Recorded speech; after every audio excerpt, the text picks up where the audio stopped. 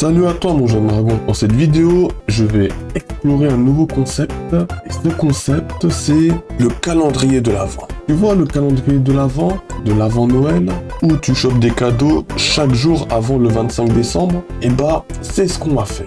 Mais je vais faire ça en version créer 25 jeux durant le mois de décembre. C'est-à-dire que chaque jour, je crée un jeu avec un thème différent. Et petite difficulté supplémentaire, c'est que je vais me donner 1 heure pour finir de créer chaque jeu. En gros, le thème du jour, ce sera aventure hivernale. Donc j'ai 1 heure pour créer un jeu de type aventure sur le thème de l'hiver. Voilà. Et à la fin de chaque vidéo, je mettrai un petit résumé de est-ce que j'ai réussi tel ou tel jour. C'est-à-dire que si jour 1, jour 2, j'ai réussi, mais que jour 3, j'ai pas réussi, alors je mettrai ça en fin de vidéo. Comme ça, tu pourras voir si je suis chaud dans le game ou pas. Bref. Sur ce, avant que la vidéo ne commence, si tu veux me soutenir, alors n'hésite pas à t'inscrire à mon Patreon, ça me fera extrêmement plaisir. Bref, sur ce, assez blablaté, et passons à la vidéo. Mais juste avant, démarre l'intro de Rakan.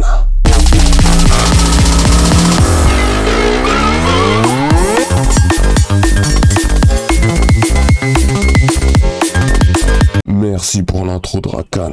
Alors, durant les 10 premières minutes du défi, j'ai décidé de choisir les ressources graphiques. Et oui, les planes, tout ça, les arbres, les maisons, les rochers, les ennemis, le personnage, tout ça. J'ai cherché des ressources graphiques. D'ailleurs, j'ai acheté un petit pack de ressources hivernales. Elle coûte 4,99 €. Je mettrai le nom de ce pack dans la description. C'est un pack qui est disponible sur GDevelop. Puis, au bout des 30 minutes du développement du jeu, une fois que j'ai les ressources que je veux, les ressources graphiques que j'ai envie de choper, je décide de construire la map avec la neige et puis en ajoutant des maisons et des décors, c'est-à-dire les maisons, des rochers, les arbres, surtout les arbres qui fera office de chemin, et puis les coffres. Les coffres, c'est les cadeaux. Oui, je sais. C'est pas ouf. Je voulais prendre des cadeaux comme image, mais j'ai pas trouvé de cadeaux. Enfin, si, j'ai trouvé des cadeaux, mais bon, il faut encore payer 5 € je crois. Et mon porte-monnaie m'a dit, oui, non, ça va être chaud, mon petit dracaneur. Donc, j'ai pris des coffres qui étaient déjà accessibles dans le pack hivernal.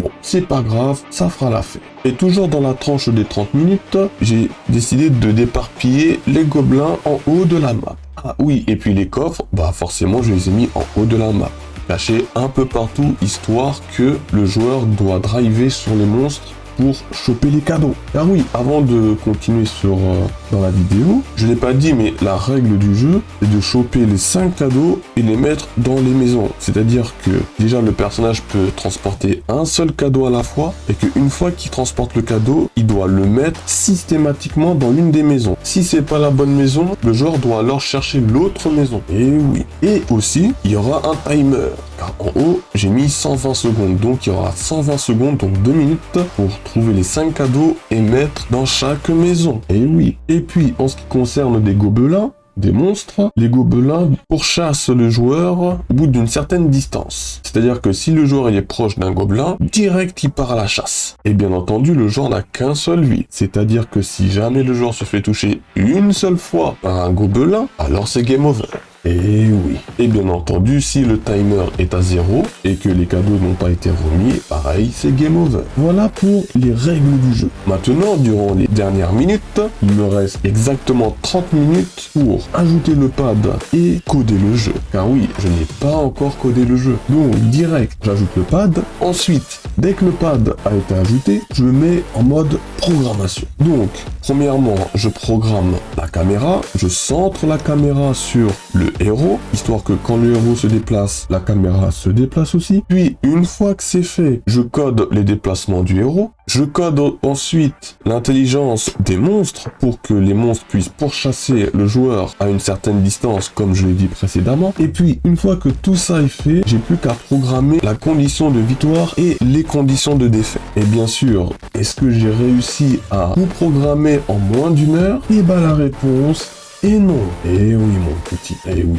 Du coup, à ce moment-là, j'avais presque fini de programmer l'entièreté du jeu. Enfin, je dis presque, mais derrière, j'ai mis 2h30 pour finir le jeu. C'est maintenant l'heure de la conclusion. Bon, comme t'as pu le voir, sur ce premier jour, j'ai pas réussi à finir le jeu en 1 heure, mais en 2 heures, 2h30 à peu près. Et aussi, petit détail, c'est que si t'as envie de jouer à ce mini-jeu, alors sache que je l'ai mis sur mon compte itch.io qui est disponible dès maintenant, donc tu peux aller checker dans la description si tu veux passer des petits moments, des petits bars et tout. Et puis, comme tu peux le voir dans le petit calendrier de l'avant, j'ai mis une petite croix au jour 1. Parce que oui, je n'ai pas réussi le défi de créer le jeu en moins d'1 heure. Sur ce, je te dis à demain pour le jour 2 du défi. Dans ce deuxième jour, le thème sera hivernal futuriste ou un truc comme ça, je me rappelle plus. Bref, sur ce, si la vidéo t'a plu, n'hésite pas à lâcher ton plus gros like et à t'abonner si tu veux rien rater de mes futures vidéos. Sur ce, je te dis, prends soin de toi et...